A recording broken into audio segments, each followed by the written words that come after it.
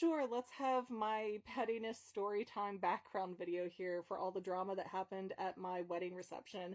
And I'm not even really sure how far back to go. I mean, I guess the basics of it is the brother and sister-in-law, I'm just going to call them D and Essie, just so I have names to throw out here. And my partner, Steven, who's now my husband, we all had this weird situation where we were really friendly for a while, and then Essie got kind of mean to me. She started icing me out, and there are like reasons and backgrounds for that. If you want more detail, keep leaving comments. I don't care to get in more detail. I just don't want to bog this down with a bunch of minutia. But essentially, we got in this cycle of Essie and D would invite us to something, and I would look at the calendar and be like, we're actually already booked up that day, but if you would like to join us to do this other activity on this other day, you're welcome to come with us. And Essie was always the only person interacting with me, and sometimes with my husband too. And she'd just be like, oh, I'll check with D and I'll let you know. She would never let us know. So it got to be this really weird thing. There was a lot of tension around the holidays because we were expecting that Essie and D would want to host Thanksgiving again, and then they left town, didn't say a word. For Christmas, it kind of seemed like they thought, well, Stephen and McGann aren't married, so I bet if we pulled rank, like Stephen would come be with us since we're family instead of being with his, at the time, girlfriend. And that's not how that went. So they tried to, get a hold of my now husband and be like, hey, we're doing Christmas on this date, be here or don't. And my now husband was like, okay, I'm not going to do that because that doesn't work with my partner's visitation schedule. And so we got engaged at the end of December in 2023 after all this weird tension has been growing and mounting and just, not being a fun thing to be a part of. And we get engaged. We announce it on Facebook. It is the only way we announce it. The only people we told personally, individually, were my two children. Everybody else found out through Facebook posts. That's how we wanted to do it because we didn't want to be on the phone with 100 people for saying the same thing over and over again.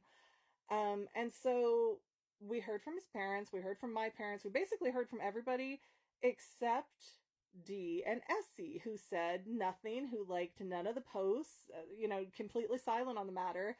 And the next time that my fiance at that point, Steven, hears from D, he says something and he put it in writing, and I have a screenshot of it somewhere.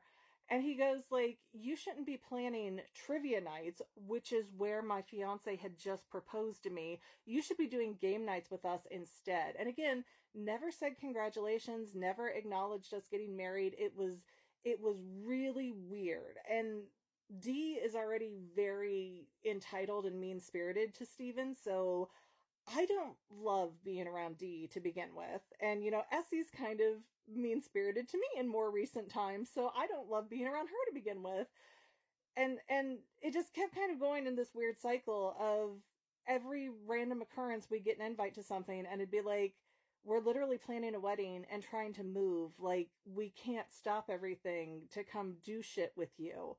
And I think it was early April, I sent Essie an invitation to go to us to an event. And she's like, oh, I'll let you know, never did. And at that point, I'm just like, I give up. This woman does not like me. I give the freak up with her. So we got to this point where it's just like, we haven't seen D or Essie in quite a long time.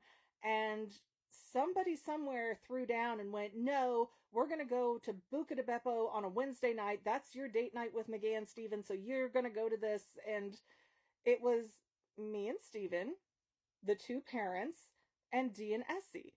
Essie did not want to speak to us at all. She said maybe 2 sentences the entire dinner, and it was very uncomfortable. Like, she very clearly was just like, don't want to be here, keeping my head down, don't want to even talk to these people. And D was very much giving me the impression that if he could have shoved me out of the table and just had Steven all to himself, he would have done that. Just, again, it's really weird. we left feeling really tense, like there was a lot of animosity and everything. Like Essie and I both have Jeeps. I left her a duck on her Jeep to be kind of a cute, like, maybe she's having a bad day kind of thing. Never got acknowledged. And it's just like, what are we getting together for if it's just to be tense and it's just for show and like nobody's actually enjoying anybody's company? Because that's the reality of the situation that we're finding ourselves in. So, anyways, we get to our wedding, which is a different day than the reception. Everything's fine. Again, not really hearing anything from Dee at all. I think Essie might have liked some posts or like left a congratulation comment somewhere, but again, the brother is staying silent. I don't think he ever said congratulations, nothing. And his brother noticed, like Steven noticed. He was really upset about it. And so then we get to our reception, which is about 2 months after our wedding. And this is the first time that we're seeing them since that really weird, tense dinner. And I did the seating chart, right? I had them positioned right up front where they would just be like right adjacent from our sweetheart table. They were right across from my youngest son, which was now their nephew by marriage. And I thought, okay, maybe this is a springboard point where they can get along with my son and kind of figure him out at his age range, because all of these children are pretty much adults at this point.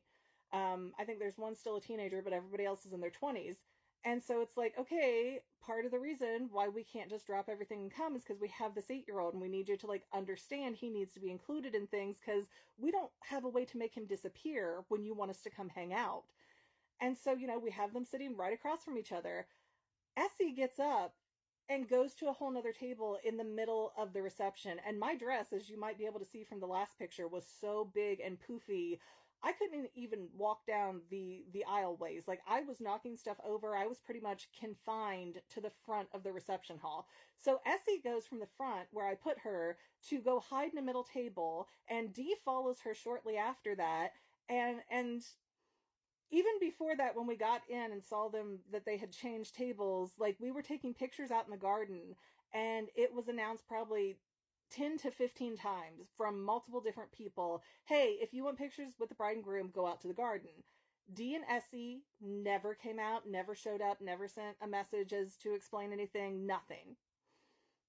So it's like, okay, I guess that's the vibe of the day. And again, we go inside into our reception hall, and they get up and move tables to where I can't get to them to even say anything to them if I want to. And they came up once or twice, and it was really fake and awkward feeling. It was just like, oh, hi. It just felt very disingenuous and uncomfortable. But overall, it was fine enough. I don't want to kick up drama on my own wedding day, so I'm not calling it. I'm not trying to pay them any mind. I have 78 other people to deal with on my reception day.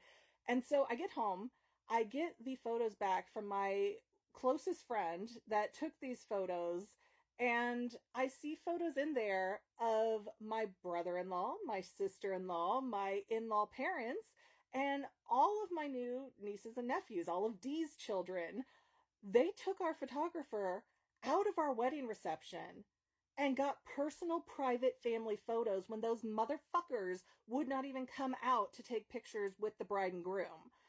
And after they did that, I have my mother-in-law coming up saying, oh, we want family photos, so come outside now. And I'm so irritated because I have all these people. We're about to wrap up all this stuff at the reception, and now she wants me to go outside and take photos because they couldn't be bothered to come out before.